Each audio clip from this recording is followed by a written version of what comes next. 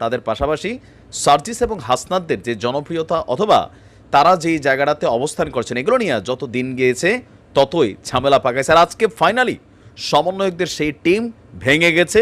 একটা বড়সড় অংশ, খুবই গুরুত্বপূর্ণ পার্ট যাদের ছিল এই আন্দোলনের, আপনার জাহাঙ্গীরনগর বিশ্ববিদ্যালয়ে, সেই জাহাঙ্গীরনগর বিশ্ববিদ্যালয়ের ১৩ জন প্রধান সমন্বয়ক পাশাপাশি 4 জন সহ সমন্বয়ক একযোগে পদত্যাগ করেছেন। তবে পদত্যাগের আগে যেই অভিযোগ তুলেছেন সার্জিস এবং হাসনাতদের বিরুদ্ধে বা নাহিদদের বিরুদ্ধে, এটা সামনে আরও বড় যাবে।